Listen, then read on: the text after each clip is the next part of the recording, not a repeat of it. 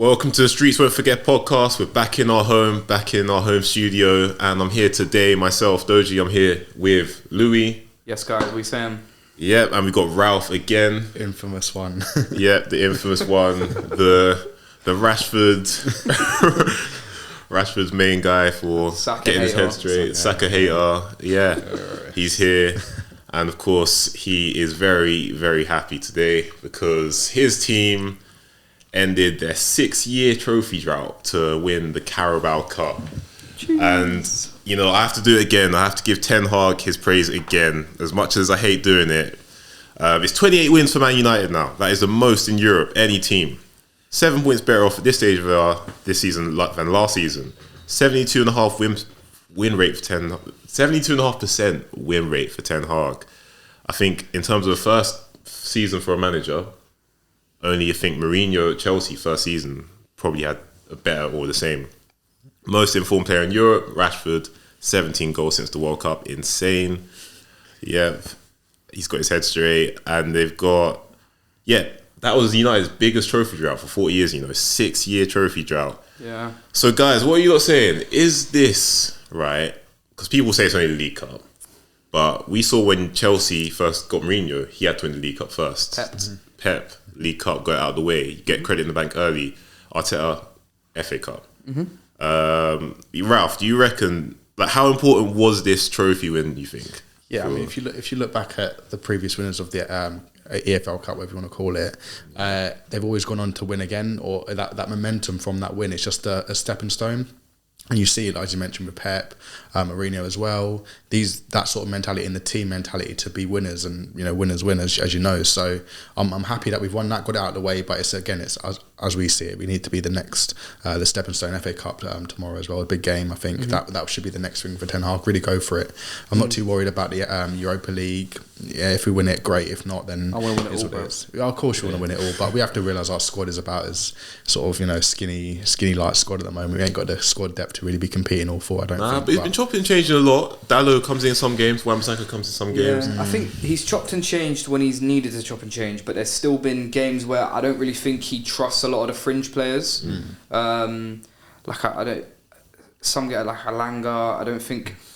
Garnacho's obviously 18, he's very young. I don't think Ten Hag would trust him to start a run of games just yet. I think he's in and out. Sometimes he gets subbed at half time. Sometimes he comes on in the 65th, 70th minute. I think there's definite flaws. I don't think he really trusts Lindelof and Maguire that much. I think if Varane could play every minute of every game, he would make Varane play every minute of every game. Shaw, I mean, Malacia has played a fair amount. But when there's a big game, Shaw plays every big game.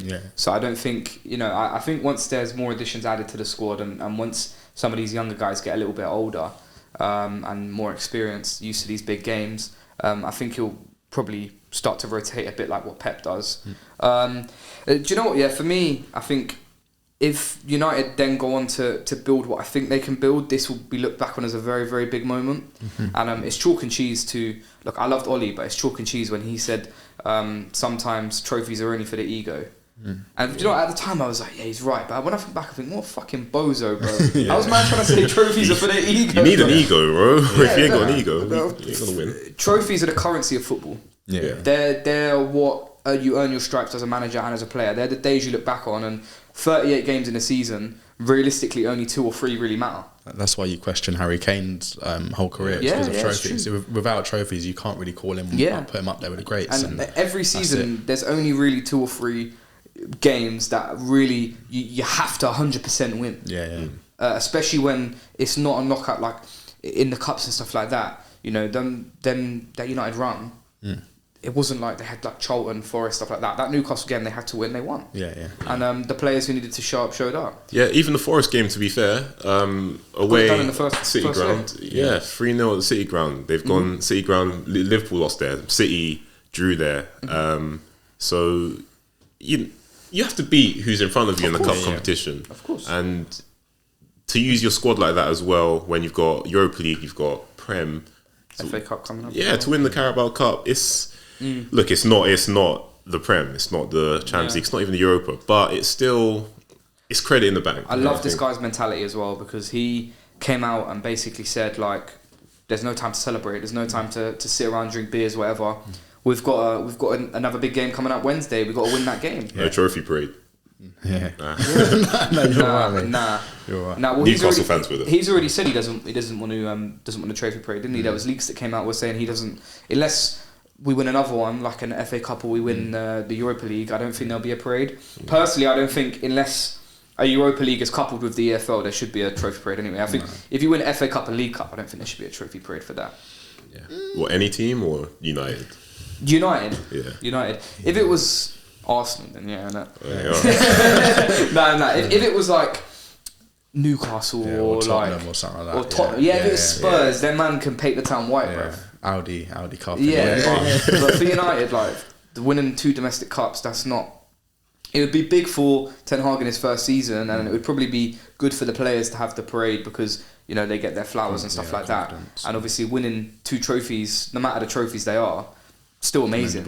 But I mean, personally for me, like that's just another year at the office. From what we've grown up with, anyway. Yeah. I mean, the convo was since United were in form is are they in the title race, right? And you might think yes, you might think no, but another conversation that started to come up. Can Man United win the quadruple or even the treble? No. I don't know. The treble, meaning Europa, FA Cup, League Cup. Yeah, they can. Yeah. Okay. I don't think they will. I think it's clear that this is a 2-horse race in terms of the Premier League. Obviously, at the moment, Arsenal have got the game in hand, which is still going to, it's still paying dividends at this moment. The only thing I can say of Arsenal is although they've done completely, I said the whole season they've been unbelievable and this is the best Arsenal team I've seen in a long while. That experience from Man City in these dying embers of the season from Pep, he knows what he's doing in these season parts. So that only worries me about Arsenal. The game in hand, it'll be interesting to see how that goes. And obviously, you've got to pay City again. But this is a 2-horse race for me. I mean, we're 5 points adrift. It's doable. Don't get me wrong. It's mathematically possible. But let's be real. This is football we're talking about. And Arsenal and Man City have looked unbelievable.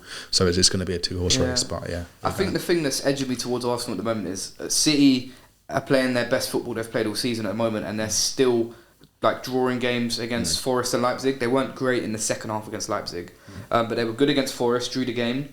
They were amazing against Bournemouth, obviously won that game. They were good against Arsenal. So they're starting to play a lot better now, but Arsenal aren't playing well and they're getting these wins. And obviously I know it's such a footballing cliche, but when you can win games and you're not playing well, that's title. How many times did we see Fergie do it over the years where United would be asleep for 85 minutes and then they'd go and win the game 2-0? Moments, isn't it? It's just moments. That Villa game really solidified that for me, because there was a point in that Villa game I thought, they might fucking do it and this is going to go, the title race back on, but you guys came through and won it. Winners win, and that mentality. Huge save from Ramsdale, by massive, the way, in the numbers. To push it onto a crossbar. That was a good win because we needed to bounce back and I've seen so many times Arsenal lose a couple games. Like last season, lose the game to Newcastle, lose the game to Spurs, and you got Newcastle. And it's just bounce back, lose. We had that 3-game on the trot. We lost to Brighton, Southampton, and forgot the other team. That was massive. And I think what's so good about that is I've been a bit of a critic of him, the signing, but Jorginho that game earned his 12 million fee, I think already. I'm not gonna lie. And the next game he was against Leicester. And he was good against City as well, to be honest. Yeah, so the squad that's something that's been questioned, but in the last 2 games, we've actually made good use of the squad. I think Trossard's been really good. Yeah. Trossard, he's a shooter, man. He's a shooter. That's one thing I've always said we lack. We lack a guy, get the ball, just conviction in his shots. And Trossard's got that. Really unlucky with his disallowed goal against Leicester. But VAR seems to hate Arsenal this year, man. I feel a bit bad for you guys. There's been a couple. That Brentford game was probably the worst decision I've ever seen in my life. VAR loves United as well, bro. Oh, loves you. Referees don't, but VAR does. Yeah, referees don't like us, but VAR love us. The referee gives it, then it's VAR doesn't get involved. But I feel for Arsenal that Brentford game. That was, like I said, one of the worst decisions I've ever seen in the Premier. And for me, the VAR in the Premier is what ruins it, and it sort of brings it down as they're meant to be the best league in the world. But our refereeing and our VAR in this league is the worst by far. It's terrible. You can't be given that level of officiating at the highest level. It's just it's not on really. And you wouldn't like it if it was your team. And I did feel sorry for you a little bit. I must say though, I do think overall that Brentford game was a good point. Because they're so long to play against. Like against the top 6 sides, I don't know what Thomas Frank does, but he makes them so they're so fucking annoying to play against. You put the ball in the box, they'll have 7 big lumps in there to head it away. They'll hit you on the break. They'll make sure they're compact.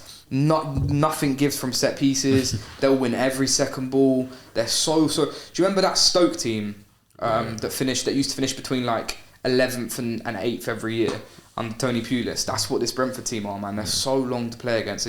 You have to be at your A game to get a win against them. And the fact Arsenal had a bit of an off day, and still got the point. I think that's a good point when you look back at the end of the season. Yeah. It didn't feel like it at the time, I don't think, for Arsenal fans. But nah, and even now I'll still say you want to win all your home games. Of course. Apart from like the top 6. But yeah, considering the games they've won, they beat City, they beat you guys. Getting a point at Brentford isn't the worst. Beat Liverpool. Beat Liverpool as well. So getting a point at Brentford is not the worst result in the world.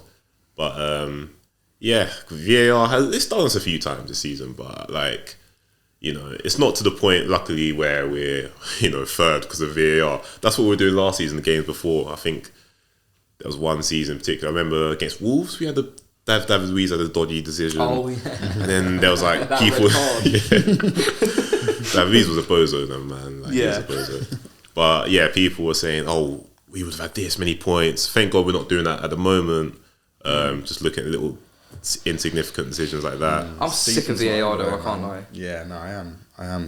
I'm sick of it. I can't celebrate. If there's something like very, very minor, I can't celebrate the goal. And you know, there's been times, where I've celebrated and then VAR has just completely fucked it, and I've been like, if this was to the naked eye and you didn't watch it from 57 million different angles, it would have been given. I don't think football fans, they realise football fans don't care about these like very, very minuscule decisions.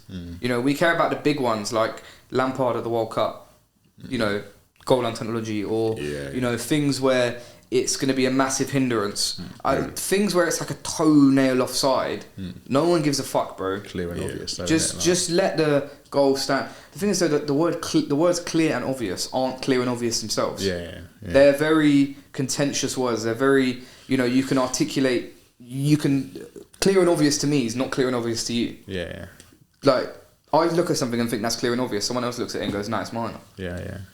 Again, it's very circumstantial. Like, it depends on if like the team as well. Say, for instance, if it's against you, then it's like be an end or you need to get this checked. But if it's for you, then you're always going to be like, "Oh, it's minor." So it's, again, as you see, for both different sides, they're going to be like, "Oh, it's a completely different outlook." But I think there's been the reason why I point out on that Brentford game is because it was not checked at all, and he took so long on the decision as well, and he didn't even check it. That is criminal. That is like, you have one job. Your job is to referee the game from a different perspective with replay evidence, and you check the build up, and you didn't check the offside. The on field for official linesman didn't even give it either. So I don't know what's going on there. Like, it was clear, but that to me just is dreadful, and I wouldn't like it if it was our team and I'd be kicking off, and that and the season's not over yet, so you don't know if you lose to City by 1 point, then you go back to that game and think, we could have got 3 points there. Do you know what I mean? And that's ruined your season then. So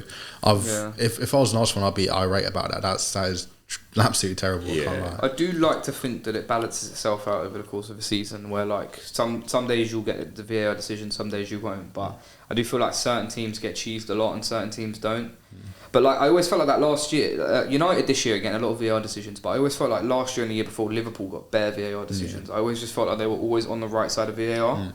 And it just feels like City are never on the right side of VAR. Even going back to the 2017 Champions League or 2018? 2019 against Spurs. Like, even going back to 2019, like, they've just never been on the right side of VAR. And it feels like Arsenal are getting a bit contentious with the VARs now as well. Yeah, but the thing is, as you said, like Ralphie said, if coming the end of the season, lose the league to 1 point, you'll be mad at VAR. You can't really be, because you know what to do from now to the end of the season. You just got to win all your games, bro. Yeah, so fair enough if it's cup final, and you get screwed out to VAR.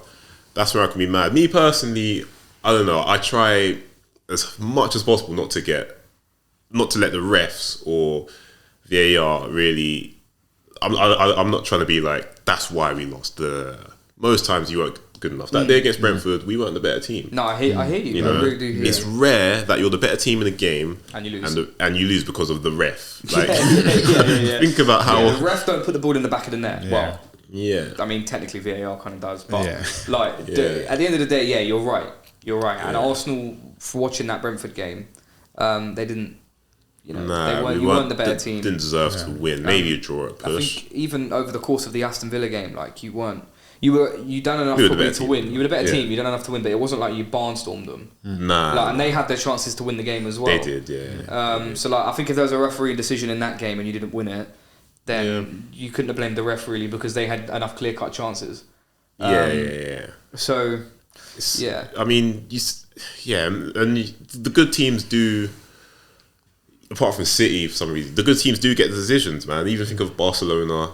We used to call him UEFA Lona all the time. Lot, bro. He's calling we'll UEFA talk about Lona. that game in a second, don't it? But, we haven't even really touched on that. But it's no coincidence, really. And it's not just like the thing about being a better team, but when you're a better team, you just expect things to go your way. So you're hounding the ref. Yeah, you get your own luck. Yeah, you're hounding the ref because it's like, no, we own this pitch. The best teams create their own luck. Yeah, so with VAR, I don't know if it's annoying if you're a match going if you're a fan in the stadium, but I think they're getting better. I think they're getting quick with decisions.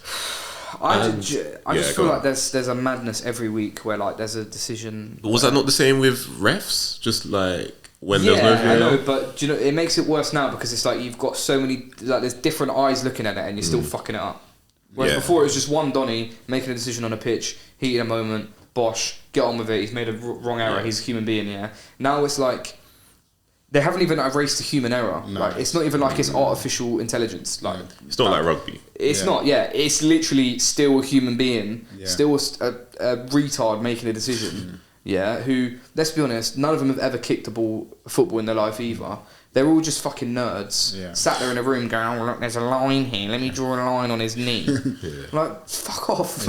Yeah. Even like, what was that one? I think it was Wolves versus Liverpool in the cup, or was it the cup? I think, and they called it offside. They didn't have an angle there. Like, so they gave them the benefit. That's the stupidest thing I've seen, man. That is poor. Like, it's just not. This is the biggest league in the world. It makes the most money, and you can't afford to get an angle of the other side of a pitch, and you can't afford to take. You can't afford to. No, what was it? I think it was.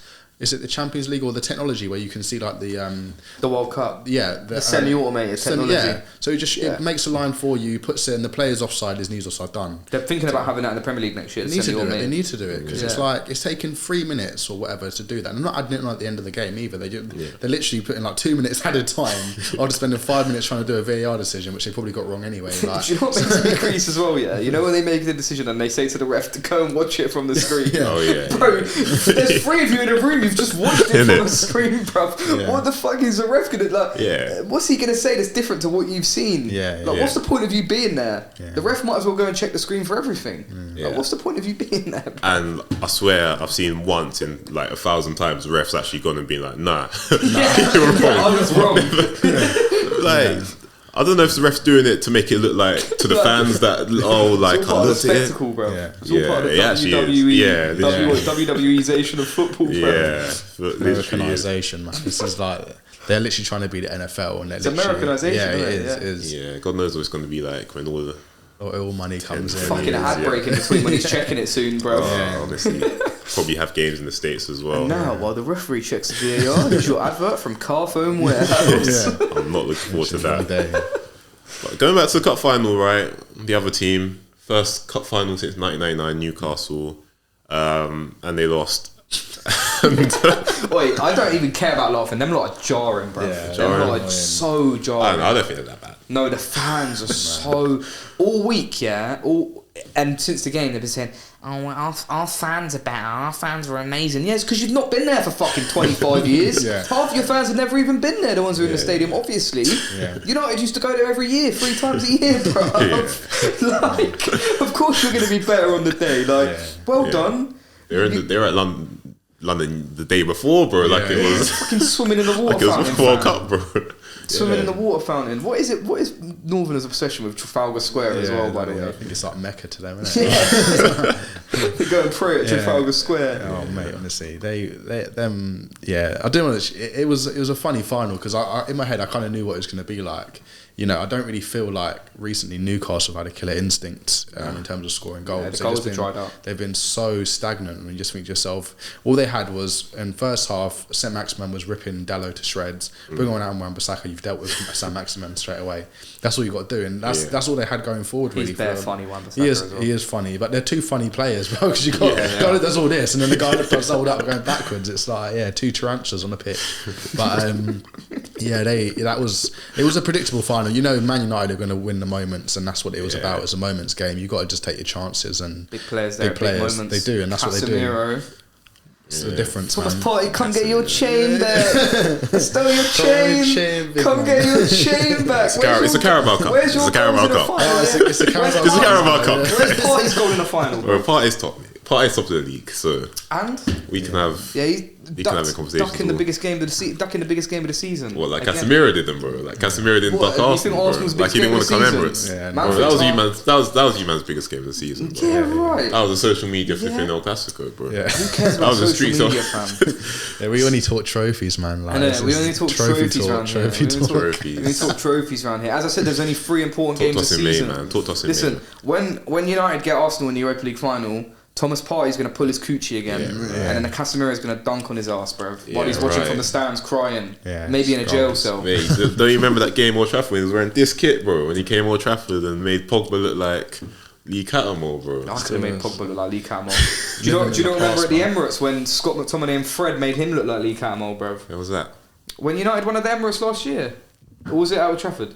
What game you on about? But bro, Partey against United, one of those games. I'm pretty sure you and Tommy. I think it was a 3-2 game or something. Yeah, like I think he was just fresh from injury or something like that. Man's always fresh from injury, bro. Man's always fresh from injury. Probably had mad situations going on at that time. As he always does. Legal battles, man. He's battling with the flipping wheelchair and the courts, man. It's crazy. Like but I mean, at the end of the day, like we've won a trophy this year. You guys haven't. It's still in a title race. When you shouldn't. You were 8 points clear. February's end of the season. Like, you didn't know February was end of the season. Exactly. I didn't know that, guys. I didn't know that. But the way Arsenal fans would go, and you think February was the fucking end of the season. The title would be wrapped up in it. Nah, it's not wrapped up, man. I'm hearing on social media, but we're top of the league. We're top of the league. We are, though. Well done. Well done. What a February league title that is for Arsenal. Congrats on the Milk Cup, the Energy Drink Cup, the Worthington Cup. If you man won that cup, if you man were anywhere near contention for that cup, we would be hearing the last of it. It would be like, us man, we won the cup and we're top of the league, our best season ever since Thierry Henry and all this blah-de-da that Arsenal love to talk about. Thomas Partey, Casemiro can't even win the Carabao Cup. At the end of the day, you man were in a 1-horse race, which is now a 2-horse race by February. You were 8 points clear and you somehow now fucked it. I don't know how you've done it. We're 2 points clear of the game in hand, so we'll go 5 points clear if we win the game in hand. It's not the worst situation and then in the back to 2 points clear. I don't think it's possible. Maybe against the super team Man City, who've got super team. They've got Erling Haaland, bro. How that much of a super team? They gave you their 2 best players so you could have a chance, bro. We've got Nketiah, they've got Haaland. How are we supposed to compete with that, man? You can't compete. What is that? Is Gabriel Jesus dead? Gabriel Jesus is injured. Rest in peace, fam. Rest in peace. Gabriel Jesus is too good. Everyone had to kick him. He's injured. Yeah, free Jesus, man. When is Jesus back? He's back in training. Back in Easter, fam. That's when he's back. He's back in Easter. Yeah, that would be comical. Bring him back. Yeah, bring him back in Easter. He's got 1 leg, fam. I reckon I'll do that. You know how social media accounts of these teams are these days? I wouldn't be surprised if Arsenal just long it. Yeah. So he just comes back in. Comes back on Easter Sunday. Yeah, man. But nah, he should be back next not Everton game, but the game after against. He got ruled out around Christmas time as well, isn't it? Yeah, it's been a while. Yeah, man. World Cup, man. He got injured some head rubber game against Cameroon. Got injured on his birthday, and he's coming back at Easter, fam. Yeah, literally, man. But yeah, Newcastle, bro. I think it's a top 4. They were looking at top 4 certainties. Yeah. Now they best not slip out of Europa League, man. To be fair, I'll give them their flowers. They're way ahead of where I thought they would be in their project. Yeah. I don't think anyone thought they would be above Chelsea, above Liverpool, in and around that top 4 race. Yeah. Very close to Tottenham, who got top 4 last year over Arsenal, obviously. The money United have spent and the pedigree of manager they brought in, player they brought in. Newcastle have done fantastic. And as I said in the last podcast, I think Eddie Howe's at this crossroads that all these teams get to now, where it's like, we don't concede a lot of goals, but we don't score a lot of goals. Do we want to sacrifice the conceding side of things to score more goals up front? Because if you, for instance, take like a Longstaff out of that midfield and then you put another forward on, you're then going to be more susceptible going backwards. Yeah. So would you prioritise? Because he hasn't got the level of player that Arsenal have, that United have, that City have, where they can sort of do both. So I think Howe's done a great job. I thought they were actually all right on Sunday. Yeah, they were. They were all right. They were in the game. Yeah, United just had the know-how. I mean, Varane, Casemiro, Martinez was amazing as well. Yeah, the spine of that team is very hard to break down. It is very hard. It is very, very hard to break down. So no, props to them. I think Newcastle are a couple signings away from challenging. Like, I'll be real with you. Title, every title winning team has a solid defence at start. You know, you see the Liverpool's. It was all about the defence, and then you work on. You can work on going forward. That's not a difficult thing, but they've got the money now. They've got the back end. They've got the manager. I think can definitely take them to. In my eyes, I think there may be a little bit of a ceiling for Eddie Howe. They maybe need a new manager at a certain point. I don't know if he can take them to a title. I don't know. He obviously hasn't been able to prove that yet. He's earned the right to prove it. I haven't seen.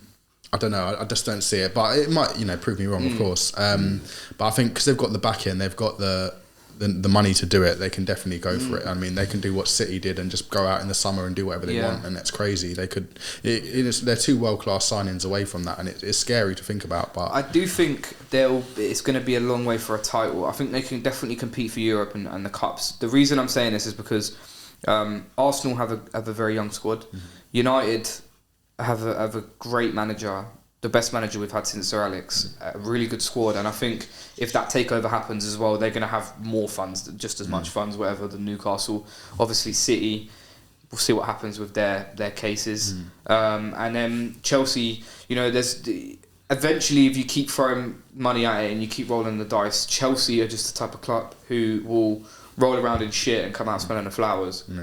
So it wouldn't surprise me if they sack Potter and won the Champions League. To be honest, Chelsea scare me a little bit because that team is on paper one of the scariest teams in the league. I don't think it is, fam. I don't even know, Nah, it is, man. Trust me. Like, I think up front, fam. But if you put anyone else in there instead of Havertz, the team behind that is Orba. But bruv, look at how much money they spent. Like to me, they don't have a 6. They don't have like a true number 10. They don't have. I mean, James is always injured. Chilwell's ass. Cucurella's ass. Kepa and Mendy are ass. When that team, I'm telling you this now, when that team clicks, and it will click, that is going to be a scary, scary team. I'm just saying it now. You can see it. You can, although they're not playing well at the moment. The same thing happened with Forest, right? So Forest at the start of the season spent a load of money, bought loads of random players in, and they were shit. Wore a 13th place trophy for Forest. No, but they were absolute shit. Gave the manager time, and he found his starting 11. He found the players that were the sort of the fringe players that needed to work harder. Now that team's ticking. They're getting results, and they're starting to be steady. That team, they've got players in there that I think on pay, like that Mudryk guy, although he's been asked recently, if he starts to find some form, he can be a very scary player. You can see, I know João Felix is only here for 6 months, but you neither here there. Enzo, obviously a younger player who's got that, he's got that ability to become world class. You've got players around him, that Fofana, all these players, Badashile. This team has got players in there that I think has got potential to be better than they are. You know what it is now. though? I don't think you can spend 600 million in 1 year and it go well for any manager in world football. I don't think even Pep, when he was at City, it was like a gradual spend. I think even Ten Hag, he had a fair bit of money in the summer, but it's not like he's had 600 million over the space of 6 months. I don't think, it wouldn't surprise me if half the players didn't know each other's names, bruv, to be honest. It wouldn't surprise me if Enzo Fernandez has no idea that Mudryk's first name is Mikalo. It would not, genuinely, it wouldn't surprise me. It wouldn't surprise me if, these guys don't talk like... I think Potter's been doomed before he even was able to do what he needed to do as a coach. I think Todd Bowley, I respect the ambition, I respect the investment, but the guy, Gary Neville said it, he's playing Football Manager, bruv. He's playing Football Manager. He's literally gone on Football Manager, he's filtered it to under 23, best like wonder kid and just sign whoever. Yeah. Like Mudryk, Fernandez, Madueke. Even this Andre Santos, Donny, Chukwuemeka, you know, he's Badiashile. He's signing all these. Nkunku in the summer as well. Nkunku, he's signing all these young guys. I feel like he's literally gone. He's either gone on career mode, and he's gone on footbin on the FIFA thing, and put in highest potential age bracket 23 and under, and he's just picked off the guys who he's fought, and then someone in the club's told him that João Felix is good at football, so he's like, okay, I'll sign this guy. Yeah, but that's the thing though. Like that team is, I think, just a system away from being that team, innit? Like Chelsea, Chelsea, man, you're underestimating how Chelsea is. I know it's different than new owners, but that team, if they have the right system, you can sort of see the patterns of play they're trying to play, and it's just because they don't know each other why it's not working. Let's go through the team. I think you can see it. Go on. The thing for me is, right, if you look at the great Chelsea teams we've seen of the past, right, Mourinho had Lampard, he had Terry, he had Essien, he had Drogba, you know, real men who could help these inexperienced guys and would guide them through games. Conte had Costa, he had Fabregas, he had Terry, he had Cahill, he had Cech. You know, he had these guys, again, experienced pros who would pull these guys through the mud. I mean, even that, the team Tuchel had, you know, obviously Thiago Silva's still there. Kante, you know, these guys who have won titles, been there, done that. At Chelsea, I don't see, apart from Thiago Silva, who's 38 years old, can't play every game, I do not see a player in that team who's going to grab these young lads by the scruff of the neck and say, guys, what the fuck are we doing? And I think that's why Casemiro has been so revolutionary for United. I think, you know, Arsenal have got real men. They've got Xhaka, they've got Thomas Partey, who's won things. They've got Gabriel Jesus and Zinchenko now, who are experienced and have won things. You know, I don't think Chelsea have that, and I don't think Bowley's going to sign that type of profile. Yeah, it's so weird because Chelsea, I agree, like, they literally won the Champions League 2 years ago. And it wasn't the most fugazi Champions, like, they well beat Real Madrid that year. They beat City in the final. They well beat Atletico Madrid. And then the next year, very unlucky, went out to Real Madrid. Just went out to Real Madrid. So, in terms of what's gone wrong, it's really hard to say. I don't know, man. I always say as well, a team, a football team, are a reflection of their manager, right? That Liverpool team were blood and guts. They were angry. They were fiery. That's Klopp. This City team are classy. You know, they're concise. They are very elegant, but they have that kind of ferocious bite about them that Pep has. United under Sir Alex, you know, they were they were fiery. They could born winners. This United team now under Ten Hag, professional, know the job they have to do. You know, they're a reflection of their manager. I look at Graham Potter, and he's a great coach, but I think he's a pussy. I just look at him and I just think, if I was fighting this guy, well, I'd knock him out, bro. I swear down, I would knock this guy out. Yeah, I don't think with it's true. Making threats in the pod. It's true. Don't you think it's true? Whereas he's with Klopp, even with Pep, I reckon like these guys are gonna. With Potter, he's a pussy, and I think with Thomas Tuchel, he was a Chelsea coach. Like he was as Chelsea fans say, proper Chelsea. Like he was. If you can imagine a Chelsea coach, it's him, it's Conte, it's Mourinho. You know, these guys who are pragmatic, know how to win, will do anything to win. I don't think Potter's that type of guy. But then, do you think Tuchel's an all-at-cost win manager? I'm not sure, man. I think he. Look, Tuchel and Graham Potter. Tuchel was a terrorist with his style of football. Style of play, terrorism. But Tuchel ban. I actually don't see that much difference in terms of charisma and aura with Tuchel and Potter. I genuinely don't. I think a lot of it comes down to just perception. Okay. I don't think it's perception. Okay. For instance, the Conte situation, the Conte and Tuchel situation, where they fled up a bit. Can you see Potter in that situation being the aggressor in that situation? I think if Conte squared up to and shook Potter's hand like that, Potter would shit himself. Yeah, I generally think a lot of it's to do with his English, and because think about another great manager. And he's ugly as well. Yeah, but you know who else is ugly, and you know who else who doesn't have he's not there trying to beef managers on touchline. Carlo Ancelotti, who a lot of Chelsea fans kind of want now. He's Italian, right? I know, but he's another one who his teams are a reflection of him. They're cool. They don't panic. You know, they do the job they have to do. That's it. It's you know what it is. I think Graham Potter's just not a winner. Like he's just not a winner. It's like I think he goes to a game and he's trying to be a tactician where you sometimes just got to go to a game and you know what, just fucking win the game. Like he's too fluid, basically. Yeah, he's too fluid. He's trying too much, and with that Brighton team, you can have that because there's no expectation on your shoulder. Whereas if you're in Chelsea, you have to go out and win that game because you're Chelsea. You know what I mean? And he doesn't understand. I don't think he's quite got that. And with the plays that he's got, without them natural leaders in that team, as you mentioned before, it's very hard to put that across. Do any of his players even speak English in that midfield? Like, how are they even going to understand what the fuck he's saying? Just to get the numbers 11. Loftus Cheek's trying to talk to Enzo. Enzo's like, who's this guy who's grabbed from the gym fan? Right, Anthony Joshua, yeah, literally, he's confused. Yeah, I'll call you that. Yeah.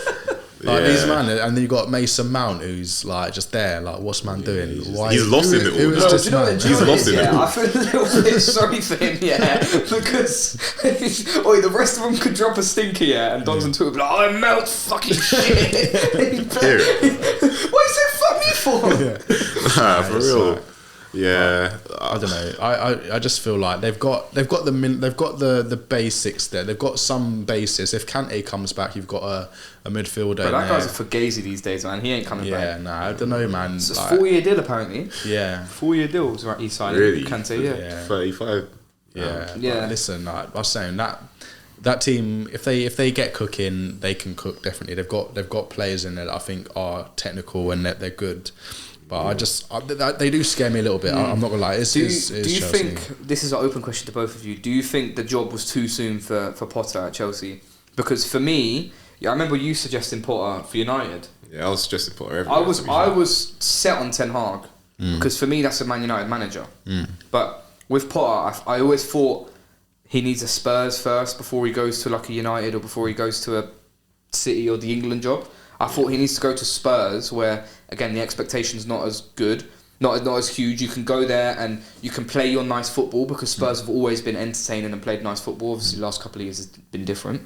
And then you can make your reputation there and then you can go on to a big club.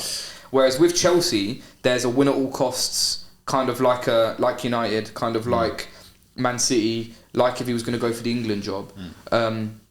Whereas I think he maybe needed a Spurs or he maybe needed a step up from Brighton before he went to a big club, because the leap from Brighton to Chelsea or Brighton to Man United is astronomical.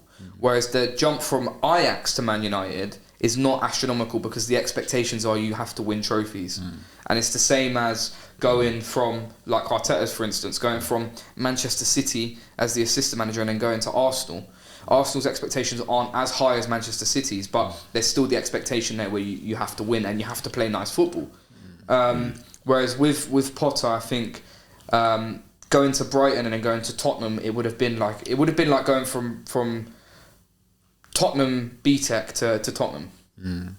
The thing I think with Potter, and the reason why I think he hasn't done well, and as I mentioned before about the winning situation, he needed to, for me, do something with Brighton, like get to a cup final or get into them sort of Champions League or Europa League spots consistently, maybe for a season or so, have a really good run with Brighton and show that he can get into that position to be a winner and get into them finals and be that manager. If he got that Brighton team to a final, for instance, you can go to that Chelsea job knowing that you've been in this situation before. You sort of know how to win or how to get to that place, where he hasn't. He did really well with Brighton, don't get me wrong, but he's left and Brighton are still, Brighton, if anything, look probably better, to be honest. Yeah, they're better. And I would have actually backed Brighton to probably get into Europa League this year over a lot of teams, and he's left. So for me, that sort of shows that Brighton team was good enough. I know they've made a few additions, but they probably was good enough to get. I just think they're a great club all round. They are. The way they go about things. They've, like I said, I think if he had done that with Brighton, then he probably would have merited the Chelsea job straight away for me. That would have been a better jump. He's got that experience, but to go from basically not doing anything at Brighton but just showing you that you can get good XG to then going to Chelsea like I said, the jump is astronomical. There's nothing alike, and it's different weight on your shoulders. And this is what I'm saying about if you went to Spurs. I think there would have been you could have done what you did at Brighton, at Spurs, but to a higher level, and then competed in the big games, competed for trophies, maybe won a trophy, maybe won a FA Cup, Carabao Cup, maybe make Spurs like even how Pochettino did, where he took them to a final, but they were one of the most entertaining teams to watch in Europe, and they were playing Spurs under Pochettino was long. Yeah. I feel like Potter could have emulated that, but the main issue I've had with Potter is I just don't. Maybe this is because they've got loads of players, but he doesn't know his best team and his best 11. He's been there like 4 months. I feel like Ten Hag knew his best 11 after 2 weeks. No, I disagree. I don't think Ten Hag still does know his best 11 at the moment. I think he does. Yeah, does he? Because he's got. Sometimes he'll play Anthony, then he'll play Rashford, then he'll play. Fred come in sometimes. Then Weghorst will go into 10, and he's fluid. He doesn't. When everyone was fit. I think he knows the system. No, when everyone was fit, it was De Gea, Dalot, Varane, Martinez, Shaw, Casemiro, Eriksen, Rashford, Bruno, Anthony, and then Martial. When everyone was fit, that was his starting 11. And now we'll see if everyone's fit, or for instance, Martial isn't fit, right? If everyone's fit, it's a variation of that. It's the exact same system, the exact same 11, and then maybe there's 1 or 2 players that come out. Like maybe it's Wan-Bissaka for Dalot, or maybe it's Garnacho for Anthony. But I think if Anthony's fit, he starts.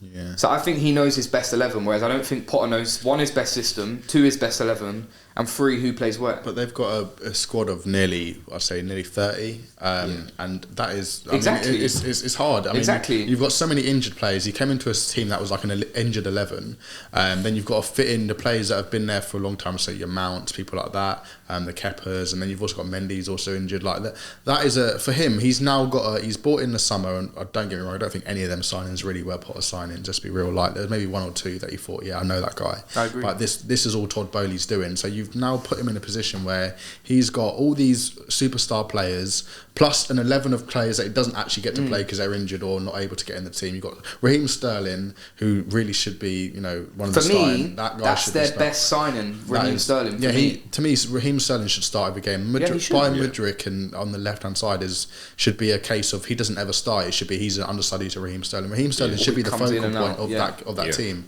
He's experienced. He's won the Premier League. He's an England star. He's an experienced player. He's probably their best player. I'd say. I'm very surprised with the way Potter is as a coach and the way he was at Brighton. I'm very surprised he hasn't tried Sterling as a number 9. Yeah, because he had Trossard playing as a number 9 for a lot, and I'm very shocked because Sterling's an excellent finisher. He makes great late runs into the box. Yeah. He's experienced and he's played that position before. I'm very shocked that he hasn't tried Sterling there because for me, if you can play Havertz there, you can play Sterling there. Yeah. Havertz off the left maybe, or Mudryk off the left. Just fucking put Havertz on a plane, bro. But Havertz can link, like, as shit as his finishing is, he can link the player a little bit better, probably even than Sterling up top. But Potter, I just think with Chelsea fans, what were you, not with Chelsea fans actually, more Bowley, what were you expecting when you got rid of Tuchel after like, I don't know how many games it was, it must have not been more than 6 Prem games, right? And you've backed him all in the summer with 300 million. You've not even really given him a chance to test it out. What were you expecting? Okay, you sack him. Who were you actually going to get? It's actually mad they got Potter, to be fair, because Potter was in a job. He was doing very well at Brighton. So they got the best manager probably they could have got on paper. What can he do, bro? I don't know if Zidane. I've said to you before, Zidane in that position, Pochettino in that position are doing much better than what Potter's doing now. And honestly, it is so easy to say now, right? The situations between Arteta and Potter are nowhere near the same. No, they're nowhere near the same. I disagree, man. I disagree. What, he inherited a better squad, Potter did. Debatable, by the way. That's actually a bit debatable. He's had 300 million in January, and yes, we make the point of they weren't his signings, but Arteta wouldn't have let Edu make signings that he didn't authorise. Do you honestly think, right, if Edu wanted to make a signing, right, and he went to Arteta and Arteta said no, that signing's getting made? Bro, we signed... I don't even think Bowley goes to Potter. But this is the difference. I think Tuchel was sacked because he was saying to these guys, I don't want these Donnies, bro. Yeah, so you got a head coach in, right? And Arteta's not a head coach, he's the manager. So that's why Arteta's able to probably go to Edu and be like, no, I don't want it. But these are things we don't know. But what I do know is that bro, we couldn't score more than one goal in I don't know how many games. Yeah, we had the FA Cup run, but bro, we were so bad in the league. Like we became 8th, 54 points first season, right? Potter's probably going to get similar tally to that. I really do think stick it out next season, 10 games, and then make a decision there. Because do you want to know the difference though? So you know what you were saying about this Chelsea team last year only won the Champions League, like they won the Champions League. Yeah. There's your answer. 2 years ago they won the Champions League. 2 years ago they won the Champions League. and then Arsenal hadn't won anything apart from the FA Cup. Okay, that's expectations, but you've got to lower expectations when like you can't just force yourself. Spent 600 million. What? Surely the expectations you've won a Champions League, you've spent 600 million since that point. Surely the expectations go from Champions League to league title and Champions League if you spend that money. I'm just playing devil's advocate. Yeah, I know. Potter didn't spend the money though, like that. But he did this January. Yeah, even but if it wasn't we've on his watch. Okay, on his watch, but no one looked at that money, and you're a person who always says, by the way, it's not the transfer fee. It's just if you're getting the quality, it's good enough. No, it's right? facts. It's facts. No one looked at the transfer window and thought, oh yeah, okay, Chelsea are probably gonna move up the table now. They're probably gonna challenge for. No one's even saying they're gonna move up top 4. They're not. Chelsea are really and truly in the round, probably where they should be, man. I'm not gonna lie. What do you think? Even with spending that money that they've spent, I'd say at best that team's a Europa League team, man. Really? At best, really. I don't think that team's that great. Havertz is their striker. Okay, he's all right, and then they've got Mudryk, who's had one season. This for me is why Potter he's done already. Right? And there's no coming back because this guy has walked into this job and he knows the club's bigger than him at this very moment. So he knows he can't turn around and he can't say to Todd Bowley, I don't want this player. The best teams who do the best transfer business, they identify a profile, they identify the perfect player for that profile or the group of players, and then they select from that list of who they want. Wow, technical difficulties, but we're back. Just before we left, we were discussing Potter. I think the general consensus is we're not sure he's the man. We're not sure he's the man that's going to take Chelsea to the top. I personally think you give him till next season, mid next season, 10 games. You don't agree with that? Nah, I think you give him till the end of this season, and then maybe. I'm saying to the end of the season because you can't afford to then give him his players in the summer and then they all go tits up and then you have to go again with another manager who then hasn't brought their players in. So I think you give him to the end of the season. If you can get them into the top 6, if you can get them Europa League, maybe win an FA Cup, maybe you can pull it back in the Champions League, make a run to the semi-final or something like that. Cool. Because right now I don't think the options are that great. I mean, you're looking at like a Pochettino or a Luis Enrique, who are good managers in their own right, but I mean, like it's not like there's an obvious candidate like there was for United. And I mean, even when United sacked Oli, there wasn't an obvious candidate. You had to get a director of football in as a coach, so there's no like obvious candidate to come in. So I'm thinking maybe just end of the season, assess the options at the end of the season, and man. Yeah, Ralph, what do you reckon? End of season or next season or now? Yeah, like I said, I believe they're cooking something, and I do see the potential there. I just think it's football; it's very fickle, and I don't think Todd Bowley, although he says he's in that project, I don't think he really does care about Potter's project or doesn't really think of too much of it. I think he just got loads of money or a lot of investors that can splash that cash. So if I was in their position, I'd give it to the end of the season, see how he does, because his circumstances aren't always great for him. I wouldn't say they've been fantastic. See how it goes. If it towards the end of the season they haven't got what they achieved, they can still go on cup runs. They're still in cups. They're still technically in a race of the top 6. So give them to the end of the season, see how it goes. If not, then the only thing they're cooking is beans on toast, bruv. Yeah. Not gonna lie. Anything they're cooking in Chelsea is beans on toast. Hogwarts legacy settings for Potter, mate. He's finished. Potter. Nah, Chelsea's a nice area. Surely they're cooking up something a bit better than that. Caviar. Yeah, surely. Caviar. But yeah, I think that kind of wraps up the Prem talk. We'll go on to world football now. Yesterday, Messi won the FIFA Best Player Men's Edition. That's why he's the GOAT. Did he deserve to win that, guys? Yeah. Did anyone have any questions when Luka Modric won it for the World Cup? Well, yeah, 100%. but okay, 2002. I know we weren't about, but Ronaldo won it. Yeah, I would have had questions then. Probably, but there was no questions back then of that. I don't know. I was 3 years old. I think of the candidates to win I it. won't go nursery questions. Of the candidates to win it, obviously the Ballon d'Or was before the World Cup. Yeah. I think it was after the World Cup. Messi would have won it. Mm. But I mean, normally when it's a World Cup year, the best player at that World Cup wins the Ballon d'Or. Especially if that best player at the World Cup is Lionel Messi. It would have been the same if it were Cristiano. It would have been the same if it were Haaland or Mbappe. It'd have been the same. You know, with these big players, they perform at the top level, they win the trophies. And I think it's only right that he won it as well with the whole everything that happened with the World Cup. I think it's only right that he won it. Benzema didn't even come second. Mbappe came second, I think. Wow. Yeah. Do you know what? I'll probably hear that. I don't think it depends where does anyone actually know what they based the years, or was it between December and no, it's between January and December. Okay, well there you go then. In my opinion, that's probably about right then. Mbappe, his World Cup sort of put a little bit of an icing on the cake. I know he's, that he was probably you could argue he's probably one of the better players than Messi in that World Cup. Benzema was fantastic though. The whole year, obviously scored against every game in the knockouts. Of the Champions League. Won the double, had his best individual season, probably had the best individual goal scoring season in Europe. It's just a shame for him that he wasn't at that World Cup. Or he wasn't fit, basically. Well, that's what it is. It's a FIFA competition. They've FIFA World Cup. They're going to be biased about the World Cup in that situation. You can probably see from the team they're a bit biased about the team they put out. But yeah, I'd say.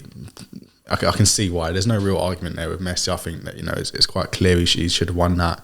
Mbappe second. I'm not really going to sit there and argue about it. It's fair enough.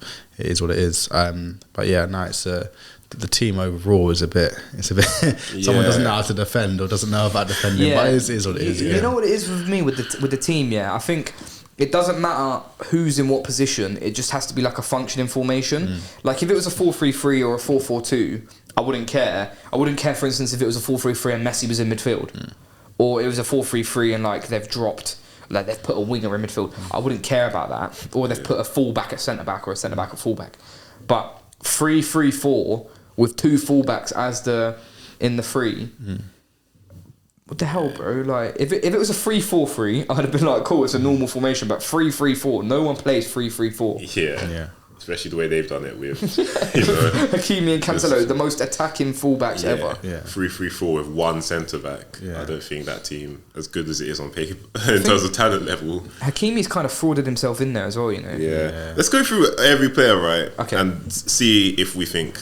All right, we'll go through who we think our team should be. Okay. Basically, we'll go position by position. Okay, all right. So in goal, Courtois got it. Happy with that. Agree?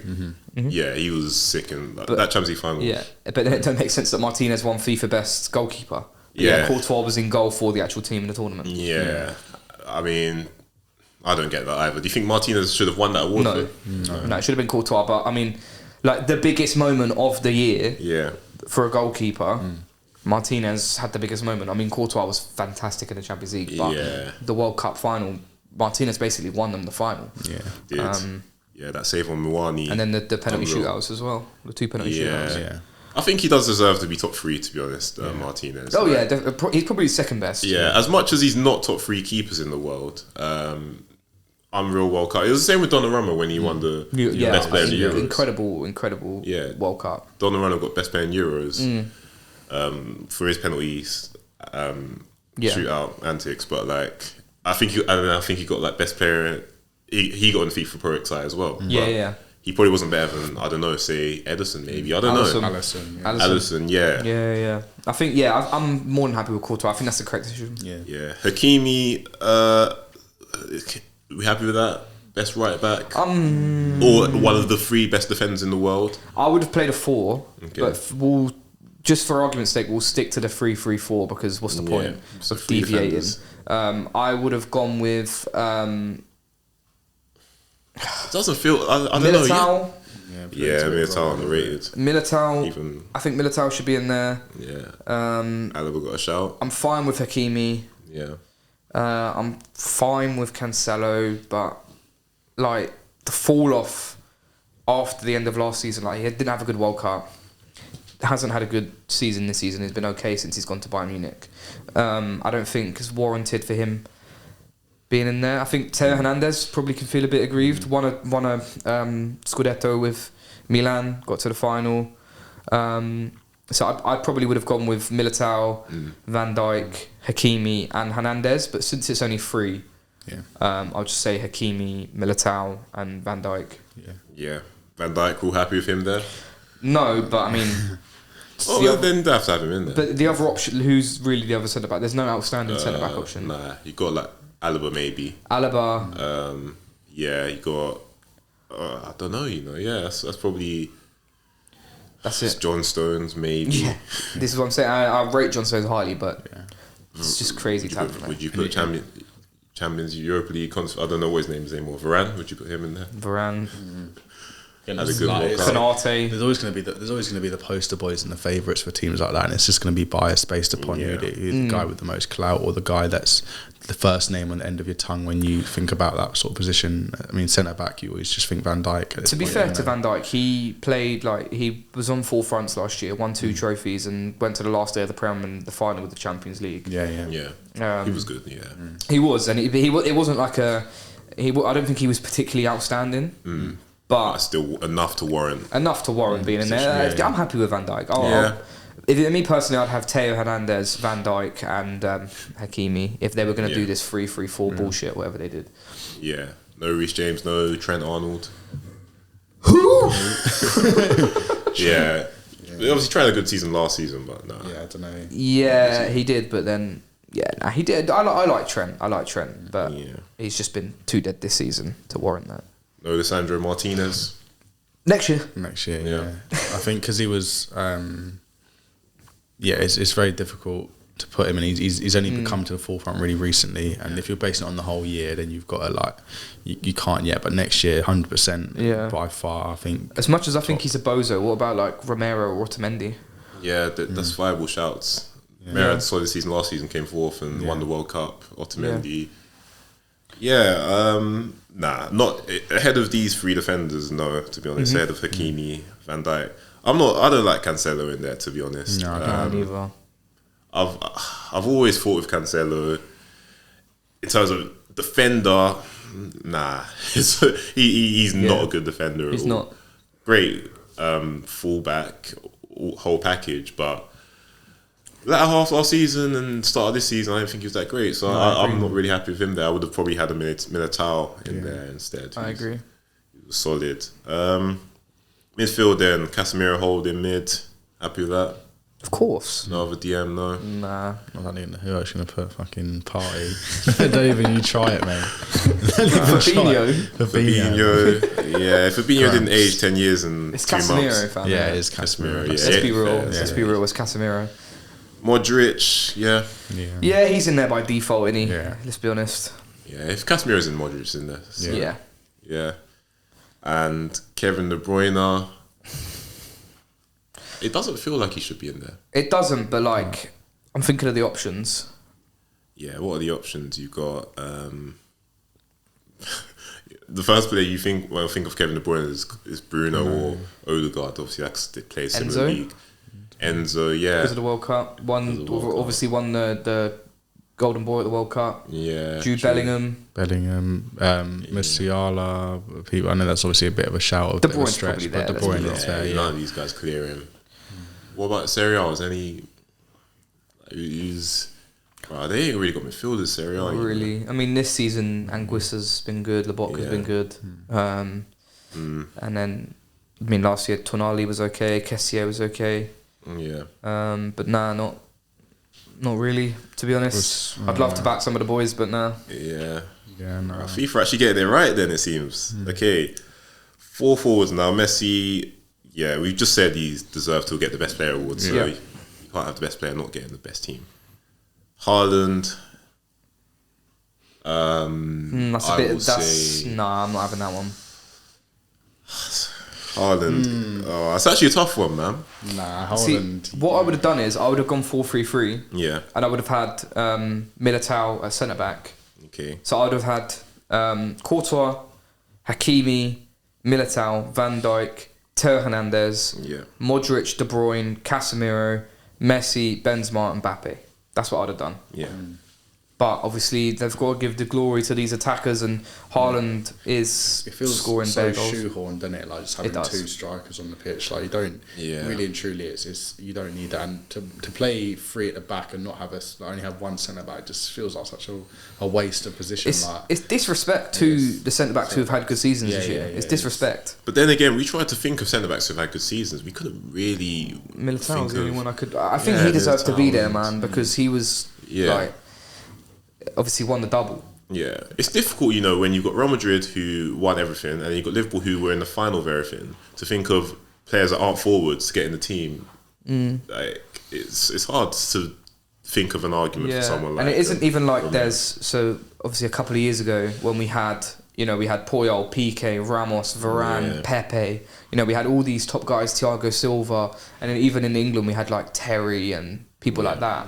Now there's not many good centre-backs. There's not many top centre-backs, consistent centre-backs. It's only really Van Dijk. Yeah, who's on the level of himself. Yeah. The rest of them, I mean, Varane and Martinez have been great this year. Saliba and Gabriel have been great this year. Kim Min-jae has been great for Napoli. Yeah. But outside of that, I don't really think of... And that's only proven centre-back, I'd say. Yeah, and then I guess... Militao and Alaba have proven themselves because they won a Champions League. And then Thiago Silva as well. Rudiger, maybe people consider him up there. Yeah, I think it's the thing with that list. It's sort of hindered by the timings of where they're taking the data from. Because I think second half or this season alone, you could probably put a lot of players in there. But if you're basing it off of the whole year, start of the year, and last season as well, there's obviously these old players that probably ain't doing it this season have sort of got their way in it just because of the whole year, the year as a whole, rather than having just this season. Because this season alone, you're putting in Martinez, you're putting in players like this who have clearly shown their class in the recent years, but in the recent season. But if you're basing it off the whole year, with the last year, with the Champions League, obviously a lot of Real Madrid players probably won't get into that team now. Benzema especially. I've never understood why they do it at the time they do. For me, it should be end of the season. They do it then. It's because you had the World Cup, so you had to. Yeah, but they do it every year. Yeah, but World Cup this year was in December, innit? So yeah, but you could still have it. You could still have it at the end of the season. Yeah, and just count the World Cup. That's true. You could still do it at the end of the World Cup if the World Cup's in the summer. Yeah. I don't understand why they don't do it. Yeah. Once the World Cup's finished, you do the awards. You do the FIFA Pro. You do the FIFA Best and the Ballon d'Or, whatever. I don't understand why they don't do it. Why is there two as well? Why is there a Ballon d'Or and FIFA Best? Yeah, I don't know. It's a weird system. It's not a perfect system, but to be fair, if I'm looking back at that team now, it's actually not the worst. It's weird in terms of formation. It's just the format of it. It's the format, But everyone that's in there, even Haaland, Haaland does deserve. I mean, for the start of the season, he's not won anything though. No, he's not won anything. Serial goal scorer though. I think that is a fair. Did you see in the voting, Ronaldo came 367th? Really? Yeah. Oh my days. 367. That's ridiculous. Yeah. What? Probably deserved to be fair. Probably deserved. It is deserved. True. Number one in the Saudi league. Yeah. Yeah, he scored a hat trick. Scored 2 hat tricks in a row. Huh? 2 hat tricks in a row? Yeah. That's why he's the GOAT, man. Playing on beginner, bro. That's why he's the GOAT. England, Italy, Spain, and now Saudi Arabia. I don't know any other players playing against fucking Shawarma FC, bro. But in terms of levels of football, you're saying not many proven centre backs. Yeah, just in general, Champions League next week, right? Back to Champions League. Just had Europa League last week.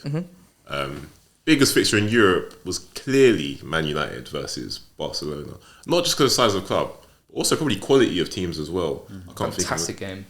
Yeah, I can't think of another team. Both two fantastic games. Yeah. Do you know? I don't know if you remember, Dodzi, but when we last filmed, we had the chat, and I said, I'm not confident going into the Barca games, especially with the Newcastle game 4 days afterwards. Yeah. You know, there's a lot of eggs in a lot of baskets. I don't think we're going to have the squad depth to do it. And, you know, the team keeps surprising me, man. And I was very, very shocked, especially at the new camp, going toe-to-toe with Barcelona, being the better team overall, in my opinion, conceding 2 very, very stupid goals. Over the tie, 3 stupid goals, in my opinion.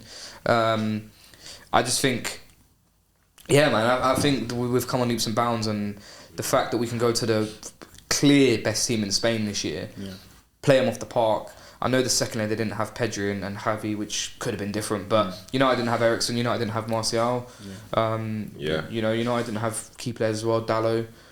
We're playing Wout Weghorst in big games and walking away with points and wins. Wout Weghorst is a number 10 at the Camp Nou. Such a weird one for me, the best worst player I've ever seen. He's the best shit player. I hate players like that. He is that guy that the manager says, "Go on, lad, you know, run around, get, you know, be a headless chicken." He just is there to run, innit? Like and I get it, because you kind of need that sort of player. He's a good stopgap. Yeah, like it's a good player to have in your team, because he's going to do the running, he's going to do as he's told, he's just going to get involved. But obviously, in terms of the next level, he is nowhere near Premier League. Do you know, like top 6. One thing I do think about now with obviously Weghorst and with how soon the Ronaldo situation's gone, I really wish we had Cavani this year. Yeah. Because I think he would be an upgraded version of Weghorst. Yeah. In terms of like his work rate, in terms of bringing others into the game, and then he's an elite finisher as well. Bro, if Pogba was in that team, oh my lord. Oh yeah.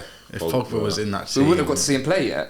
I know, but Ten Hag, he would have made Pogba an absolute monster. He would have been the one to unlock Pogba. Yeah, I think he would have done. It would have been Casemiro who would have been the one to unlock Pogba. Yeah, because Pogba with Matic next to him was an unbelievable player when he had Matic. But Casemiro even better than Matic. He's a mobile version of Matic. Yeah, exactly. Casemiro, that would have been the best Pogba you would have seen on this one. I'm sorry it didn't happen. It would have been like when he had Kante next to him. Yeah, it was unbelievable. But you know, there you go. Things if buts or maybes. But there's for that Barcelona game, I was confident about it. Like I wasn't. I thought you man would win it, man. Yeah. I thought you would win it at New Camp. Yeah, I think from the Nou Camp game, I think as I mentioned, I think we are still a bit of a moments team. Like we don't always control the game like Ten Hag would like us to do. But how much can you control the Nou Camp? 100,000 fans there against Barcelona. You don't need to control that game. Yeah, you can let them have the ball as much as you like, because you know full well that when you get your moment, you're going to fucking score, and they're not. In that game, I don't think Lewandowski had a sniff apart from obviously the penalty. Did he? The 2 legs, I don't think he had a sniff. What did he do? Like he was non-existent in that game, and that's just because of the defensive. I must say, Varane was fantastic. Both legs. Varane, unbelievable. Lissandro in the second leg was fantastic as well. Yeah. And Luke Shaw at centre back at the Nou Camp was brilliant as well. Yeah, it was. You know, this guy surprises me. He's a centre back. Nah, he's bro. Look at the delivery he put in. For Casemiro's goal. Look at the delivery he put in against Leeds as well. Yeah, just put him on free kicks and play a centre back. No, because he popped against Leeds that cross into Rashford, a left back. Like, bro, the guy's in terms of a left back, he's the best crosser of the ball in the world for a left back. I was getting worried there. I thought I was going to hear certain statements I didn't want to hear. What? That he's the best left back in the world? He is the best left back in the world. He is the best left back in the world. This Zinchenko guy moves out of position once, and now he's the best left back. Zinchenko, bro, let his country down. So, bro, got a call. Was like, Shaw gets 5 good games. He's the best left back in the world. Shaw's had 30 good games this year. 30. United have played like 42 games already this year. Yeah. He's not the best left back in the world. Though, he is. He's a very good crosser of the ball, but like, bro, he is defensively. You can get at him going forward. He's not going to blitz you. He's not going to blitz. He's not better than Davies. He's not better than Robertson. Even now, he's not better. The only player who has got at him this year is Saka. Yeah. He's the only player, and I really think that Shaw, I don't know what was up with him that day, he was just backing off. Yeah. If he was aggressive, he could. For some reason, like that Saka is guy, the only player who's got the better of him this year. That Saka guy was being really direct that game. I don't know what it was. It's so strange, man. I've never seen that before. But I mean, but the thing is, though, I mean, even with Shaw didn't have the greatest game against Saka, the goal Saka scored, he came inwards and attacked where the centre backs were. Yeah, and it was Eriksen who. let him go. So it wasn't even Shaw who let him go for his goal. Yeah, and I've seen Saka have better games than that. I mean, he was very good against United, but like I've seen him rip fullback's even worse than I that. don't even think Shaw had a bad game that day, and that's the only winger I've seen have better of him. Yeah, I agree. I don't think Shaw did have a necessarily bad game that day. I just think, how can this guy be the best left back in the world if start of the season you guys need a left back because Shaw is a problem, right?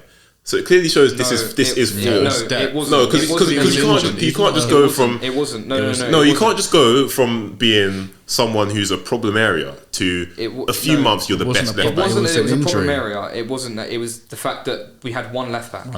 And you never know when Shaw's going to get injured. So you have. Taylor's not at the club. If Shaw was a problem area, we would have gone and signed the best left back possibly available on the market. We would have spent 56 million on a left back. So we spent 15 million on a backup left back who just so happened to come in after the Brentford game where everyone was shit, and he came in against Liverpool and he was good. And then after 2 games he lost his place. Shaw came in, and then Shaw ever since then has not looked back. He's been probably our most consistent player. You sign the backup left back and then he starts for you. Right, that doesn't really make sense. You guys signed Malassi. You guys were saying we need left back. 100% there were United fans saying we need an upgrade on Luke Shaw because he was crap last season, right? He wasn't crap last season. He wasn't crap last season. He was. There's enough United fans who said, and there was also enough United fans who said they needed an upgrade on Rashford. Does that mean Rashford's not the best winger in the world right now? Oh yeah, right now he is. Yeah, exactly. But it's so undeniable with Rashford, and it's not because he's a forward. No, but the thing is, right? The point you've just made is you said about. United fans were saying we need an upgrade on Luke Shaw. Yeah. United fans were saying Rashford should get sold, should go on a free.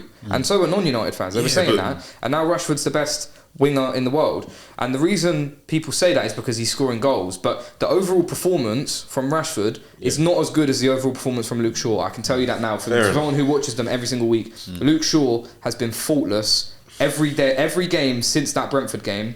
Every game he's played, he's been faultless. He's gone centre-back, he's gone left-back, he's been unbelievable. He's our best ball carrier. He's better ball carrier than the midfielders and most of the wingers, other than Garnacho. He's an amazing crosser of the ball. He wins 99% of his duels. He doesn't really get beaten in the air. The only problem he has is sometimes, very marginally, his positioning is not up to scratch. Very, very marginally sometimes. Yeah. That's the only issue I've had with him this season. To be the best in the world in your position, right, it's not enough just to be, I haven't had a bad game in X amount of games. You have to do more than that. And like what? Like, you have to be doing... It can't just be, I'll whip in a good ball, bro. He's got 2 goals and 6 assists this year. If you're doing that metric... As a left 2 goals, assists... The other 2 players that you mentioned... Yeah. Okay, sorry, Ralph. He's got 2 goals, 6 assists this year. So you're saying that, right, is all you need to go from being a guy who was an issue in the team. I didn't think I don't care. He was. He was for a lot of United fans, and he clearly was for the board because they wouldn't have signed Malassia, in my opinion. They signed Malassia because Tellez went. Anyway, let me finish my point. You can't go from that and then 2 goals, 6 assists. You're now the best left back in the world. So who are we comparing him to? Which left back has more goals and assists? Yeah, we're comparing him to people. I don't know. I can imagine maybe Theo Hernandez. I don't know. Does he? It doesn't. No. What? He has the best. He has the best set. Last season, left back this year. Last season he did. What, GA? Yeah. Okay, we'll verify that. But that's just GA, right? That's just GA. That's not the fact that he's been faultless defensively. That's not the fact that he's probably our best ball carrier in the team. It's just we don't watch other leagues, bro. So we don't know how good. I watch a fair bit of Serie A and Hernandez just fell off to the point because last season everyone was saying he's best left back in the world. Theo Hernandez is a winger who plays left back. He carries that Milan team. He does because his combinations with Leao are fantastic. But if you actually put him in a game against a team where he has to defend, he's not very good. He's great when Milan play teams who dominate the ball and he can run and he can dribble with the ball and he can attack the box. That's what he's best at. He's not great with his back running backwards to goal. He's not great. You're saying a whole lot of stuff you don't actually know, to be fair. I'll be real. He's not great when someone's running at him. We've seen that in the World Cup. Yeah. He had 3 games for France where people attacked down his channel. Koundé's not even a right back, and no one was attacking Koundé because they were going for Theo Hernandez, who is actually a left back. It is true. It is true. That's not true, man. It is true. Like, as I said, to be the best in the world, you just need to look like you are the best in the world, right? He has looked like that this year. He has looked like that this year. When man was watching Luke Shaw in the World Cup, right? Does that look like the best left back in the world to you guys? So who was the best left back at the World Cup? I don't know. There we go. Probably Luke Shaw, probably. Okay, Davies looked better than Luke Shaw. Davies wasn't playing left back. He wasn't playing left back at World Cup. Exactly. So Hernandez looked better at Shaw than Shaw at the World Cup. If you put Shaw at left wing for Canada, he is going to be their best player. It's the same. I just threw Davies' name out. I'm not going to focus on that point. I think Davies is better than him. I think Robertson's better than him. I think Zinchenko is better than Shaw. Oh, Zinchenko. I actually don't. I generally. I'm not having Zinchenko. I will walk out now. I swear down. I'm not having Zinchenko. It's not. Zinchenko basically plays in midfield. He basically is a central midfield player. No, he plays left back. He plays left back. He comes centrally. He plays left back. What is he better at than Luke Shaw? Apart from passing the ball sideways. Right, my mad issue with Luke Shaw, right? And I've always said this. Watch Luke Shaw, guys. He can only play facing the way he's playing, and he's so one-footed. Same as Robertson. Right? The same as Andy Robertson. No, it's not the same as Robertson. It's not the same. Andy Robertson. No, we're not talking about Robertson. Zinchenko, you give the ball to him, bro. You can't press him, right? Top passer, flipping, bro. He's a system. He is the system. When he comes out of the Arsenal team, you see how different it is. When Shaw comes out, it's not anywhere near. It is a lot different. Personal preference. I much rather. Right, Ralph, you've watched all the United games this season, right? Against Wolves, when Shaw was at centre back, couldn't create anything. We literally couldn't create anything. It took one Rashford piece of brilliance to win the game. Could not create anything that game. He played centre back against City. I think for the first half, we were awful. Haaland didn't get a sniff. He was a centre back, but whenever Malacia plays at left back, going forward, you lose so much. Defensively, you don't lose as much because Malacia is as good as a defender as Shaw. But going forward, Shaw and Malacia is complete chalk and cheese. Like it's like different planets. I think. Have you seen Malacia do anything past the halfway line? Genuinely. I think he has got. He had moments where you can see the intent and what he's trying to do, but I think he just needs to get to the pace of the Premier League and get to the combinations with Rashford. He hasn't got that combination with Rashford that Luke Shaw definitely has, and I think the fact that they've got that connection helps Luke Shaw a little bit. I think we'll come to the end of the season. We'll revisit this because I really think we just need to focus on watching Luke Shaw and what he does. And when you compare him to other left backs in the league, if you think about sort of the Robertson who's fallen off this season, he's not fallen off to the point where you think he's crap, but he's been good, but he's not the same level. It's because of the thing with left backs is mainly about the team around him and the system. When Luke Shaw played with Maguire last season, he was shit because he was next to Maguire. Now he's next to Martinez, who's an unbelievable defender. He's not had a bad game with Martinez in the team. He's not. When you had that Liverpool team that was unbelievable, Robertson was in that team. He looked unbelievable as well because he was a round team that was unbelievable. You have that protection in front of you, not under pressure as much. You don't have as much to be looking like a bozo. When you've got players like Theo Hernandez who have got a forward attacking team that can go forward and allow them to be themselves, they look better than they actually probably are sometimes. In terms of this year, he's had that system where he's been unbelievable. Luke Shaw hasn't put a foot wrong. He's played at centre back and left back. For me, he has to be up there with the best left back because for him to be faultless, Man United have been very good defensively, apart from obviously the start of the season. I can accept Davies, I can accept Robertson. I'm not accepting Zinchenko, and I'm not accepting Theo Hernandez. Zinchenko, right? And I like Zinchenko. I rate Zinchenko. I think he's a good player, but Luke Shaw can do way more than him on the football pitch. I disagree. Zinchenko is more press resistant.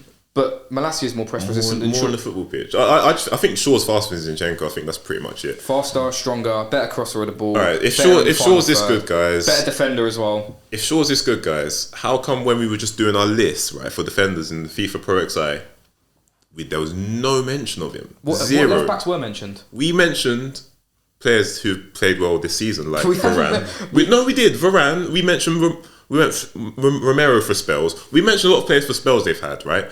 And we're going off a spell here for saying Shaw was the best left back in the world. But we didn't mention him in that conversation because we know he is not the best left back in the world. What Shaw won? What Shaw won this year? A Carabao Cup. That's concise. What's your point there? My point is, how are you going to get in a FIFA Pro World? Even if you're the best left back in the world, I didn't even want Haaland to be in there. Haaland's the best striker in the world. If you're the best left back in the world and you haven't won anything, if you're the best left back in the world, you come up in the conversation, bro. We didn't even bring him up in the conversation. You don't. So you can't just go from being nowhere near the conversation to best in the world. That's a dead point. That's a dead point. What about Salah and Kane though? Salah and Kane? Yeah, Kane wasn't in the shout. Is Kane not one of the best strikers in the world? Yeah, he is. Why wasn't he in the conversation for the people? Because the strikers ahead of him, the competition's way harder there, and it isn't left back. Is Haaland the better striker than Kane? Not for me, no. But you didn't mention Kane in the conversation, but you said Haaland's fine to be there. Why? Bro, the striker level compared to the left back level is way. You know that as well. The left back who was there, Cancelo, we said shouldn't be there. We probably agreed to Hernandez, right? We literally said no, bro. If you're the best left back in the world, you come up with the conversation. You didn't even come up with the conversation because he's not won anything. But why didn't? Because it's based on the whole year, as I mentioned before. It's based on the whole year, which is back end of last season, where let's be real. There's no United player who should be in that. Luke Shaw shouldn't be in that conversation based on that back in the last year. Yeah, exactly. However, he should be there. But we're talking currently. Yeah. So 6 months, right? From nowhere near there, from nowhere near the team to now. He's done so much to the point he's the best in the world. That is crazy. That doesn't make sense. We also didn't mention Davies in the conversation. We also didn't mention Robertson in the conversation. We also didn't mention Zinchenko in the conversation. Bear in mind, Zinchenko has won trophies. Robertson has won trophies. They've been in FIFA Pro teams of the years before. Like they don't really. Zinchenko's never been in the FIFA Pro team of the year. Okay, cool. I didn't say Zinchenko was the best left back in the world, did I? Yeah, I didn't. So, I just think, right, okay, you've got the best left back in the world. You've got the best DM of all time, apparently, Casemiro. You've got the best forward in the world, and you've got the best centre back pairing in the world.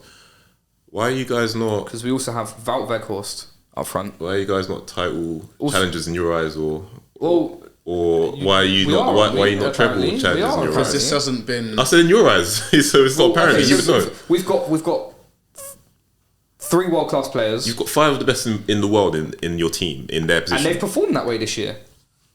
The only team in Europe in 4 competitions, only team in England in 4 competitions, the most wins in Europe, 28, the most clean sheets in Europe, all competitions, the most clean sheets in Europe. So they are. Statistically. So you are title challengers? No, we're not. I don't think the reason being is because we have not got the depth to compete on 4 fronts. If we weren't still in the FA Cup and we weren't still in the Europa League, I would probably say we're title contenders. But Ten Hag's not the type of manager who's going to throw all his eggs in one basket and go for a league when we're already 5 points behind. It's not going to be something that happens. Let's be real. Like this team, the first 2 games were a write-off, and that's them 2 losses initially. We're bottom of the league for 3 games in. Yeah. So to where we started off, that's affected us, because if you think about how many losses Arsenal have had, you've had, what is it, three losses all season, same as Man City. They've been sort of staggered across the season, whereas them 2 initial losses put you on the back foot instantly, and with the gap that was created initially, for us to even be 3rd and 5 points off is, to me, says all it needs to say. Since them games, we're top. Yeah. Since after the Brentford game, the games now, we would be top of that of the table since then. Okay. So realistically, I think next year we are title contenders. I think we get a goalkeeper who allows us to play higher up the pitch because they can sweep and they can come and defend their box. Yes. As good as De Gea has been in terms of shot stopping. A top striker, a ball carrier in midfield, because that cripples us as well, because it makes the game state. We don't have control in games. No. Casemiro's a great at breaking down play, and he can make nice passes and he comes up with good goals, but he's not someone who's going to dribble with the ball like a Frankie or someone like that. I still think we could probably improve on right back because Dalot and Wan-Bissaka, both of them have their faults. So I think 4 positions away, we can maybe 3 positions. Maybe we can just have a striker, an 8, and a goalkeeper. I think that's fine. Yeah. And the reason I don't think we're title contenders as well, Varane's 1 game away from injury always. Shaw's 1 game away from injury. I mean, he's been better last couple of years. An injury to one of them players and it's curtains. It's the same with every squad, man. I can't lie. If every team loses a couple of players, it's peak. But not every team's key players are injury prone. Yeah, fair enough. I hear that. Look, United are doing well with it. I'm not a fan who's, as much as I don't like United doing well. But I'm not going to lie. Like, if a player for United's good, I think they're good, isn't it? I think Martinez is a top player. I think Rashford's a top player. Yeah, Casemiro is a top player. I think you've got top players, man. I just do think though, if a player's on form for Man United, because United are the biggest team in England, and because everyone in the media, not everyone in the media, but big figures in the media like Gary Neville, right? You've got big voices in the media, right? Yeah, I know what you're going to say. Big representation in the media. If your player's on form for United, they're the best. They are the best. That's the status quo. It works the other way around as well, though. If a player's bad for United, they're the worst player in the world. For instance, Harry Maguire, we all know he's a good centre-back. For United, worst player ever. Scott McTominay, we all know he's a decent Premier League footballer. People would have you believe he's a championship-level footballer. Even Weghorst, you know, people say he's absolutely fucking awful. He's clearly not absolutely awful. You know, he plays for the Dutch national team. He plays for Man United. He's clearly not awful. It's everything's heightened, but then it works the other way around as well. So you have one bad game, and everyone thinks you're shit. It was like Rashford last year. Apparently, he was absolutely shit. He's not good. People were saying, of that, I think, came from United fans. To be fair, I don't think so. I don't think it did. No, I don't know. But maybe that's just me because I'm like, you guys were witness of this. I always had faith in Rashford. Yeah, same. He's too talented to not have faith in him. I don't know. It's just my. Like I say, I mean, Saka has one good season. Now he's the best player in the world. It don't make any sense. I've never said that. Rashford's like, come get your chain, man. I am joking. I've never said that, to be fair. I think if you're not winning champs, if you're not winning prems, I can't confidently call anyone the best in their position. No. And I don't know. Personally. The Harry Kane. Hey, do you know what? I'm interested in TikTok. What's the three best left backs? TikTok, YouTube, Spotify, wherever you listen. What's the three best in the comments? Like, actually, statistically, the most progressive carries per night is wrong. And what do you need from a left back? What do you want? What are your key components from a left back? Mine. Yeah. Okay, gotta be three main attributes. comfy on the ball, as in you can pick it up. In the modern day, you need to pick up any position really. Pace and good deliveries, man.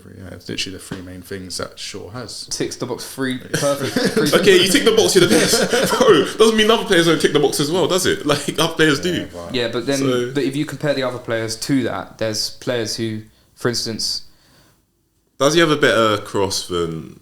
Does he have the best cross in the world? You think? Yeah. I think him or Robertson. Okay. But I think Shaw's shown it more this season than what Robertson has. Okay. Is he the best on the ball left back in the world? As in, I think he's best at I think Davies is the best, and maybe Hernandez are the best at carrying with the ball. I think Shaw is up there. I think in terms of pinging the ball around, I think Zinchenko is. But I think Shaw can do that job. We've seen him do it for England. We've seen him, even though he's a player who's, as I've said, when you watch him, he can only kind of play the way he's facing. Look at the goal England scored against Germany in the Euros. Shaw made that goal. Yeah, he played a ball. Yeah, he played a ball. No left back in world football other than him, I don't think, can make that pass. Yeah, I still think on the turn he's not great. Anyway, doesn't need to turn. Why does he need to turn? He's on the left. He's on the left touchline, bruv. Why does he need to turn? No, honestly, why does he need to turn? I'll be real. Why does he need to turn? Because if you can turn, it's easier to be press resistant. Why does do you need to turn? Because as I said, it's easier to be press resistant if you can turn. But why does he need to be? If he's at left back and he only needs to run forward and run backwards and cross the ball, why does he need to turn? It's not like every player needs angles, man. But Guardiola, look at Guardiola. That's why he plays dons like Rico Lewis. But he plays Kyle Walker. Yeah, I know, and I don't rate Kyle Walker as much as the next man. Why does Pep play Kyle Walker there? Even though Kyle Walker's probably the most one-dimensional fullback in the world. Yeah, I've never had. I wouldn't have Kyle Walker as my top right back in the world for that reason. But yeah, fair, it's what you want, isn't it?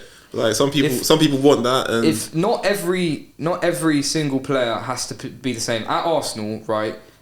Shaw probably can't go in and do what Zinchenko does, but there is absolutely no hope in hell that Zinchenko comes to Man United and does what Luke Shaw does. Okay, who's top? And apparently you've just joined a team and you're a big reason they're top. But fair enough. Genuinely though, and like it doesn't matter. Like it doesn't matter. It doesn't matter. Right, he's playing for a team that has performed better in a league, right? Great. Okay. Great. So he's not defensively. Is he the best left back in the world? Probably, yeah. Probably. Could any other left back in the world slot in at centre back and play as well as he played at when he's played centre back against Barcelona, not against Man City? Them 2 games in particular. Nah, but is Ben White the best right back in the world then? Because he can slot comfortably at centre back and right back. He's up there. Yeah, he's up there. He's up and there. Shaw's probably up there as well. Like he's probably up there. This season, he's been the best left back in the world, definitely. If you want to have a sample size of the last 2 seasons, he's not. But this season, he's been the best left back in the world. Fair enough, man. Agree to disagree on that one. Agendas go with Gen, man. That's what it is. No, that's not even what it's for me. I just say what I see, to be honest. But yeah, I think that's kind of it, man. Unless there's anything. Yeah. we have Sorry not about touched on. Saka. He's not sorry. Off camera, he was. I'm joking. He is. Nah, yeah, man. It's the clips, man. But yeah, nah. Fair play to him. He shut me up, and yeah, you got your laughs. So there you go. But yeah, Rashford is still better than him. So there you go. Here's what it is. Oh, we didn't even get to It's that another debate. debate. It's another debate. For next time. We'll do it. Nah, another day. All right, that's been it. Streets Won't Forget podcast. Like, out, guys. share, follow. And if you're loving the clips on TikTok, please subscribe to YouTube. Please, I need that CPM money, bro. Bro, we need it. 1K, trying to get a YouTube partnership, man. Get a couple pennies for the videos, man. Yeah, so. come on, man. We're trying to recoup I've got a hole in my sock, bruv. Like, I'm wearing 3 different colours, boys. Come on, man. I need to sort my wardrobe out. Come on, please. Get us to 10K on TikTok. If you do, I will make some more good videos. Wear an Arsenal shirt. No, he'll wear an Arsenal shirt in the next one. Do you know what? If we get to 50K by the end of the year, I will wear an Arsenal top on the stream. On the that's actually going to happen as well. So you're going to wear an Arsenal. You set yourself up. Do you know what? I saw that nice tops, bro. Like vibes, innit? Yeah, that's me. Facts. But yeah, like, share, follow, and we'll be back next time. Peace out. Peace out, guys. Thank you.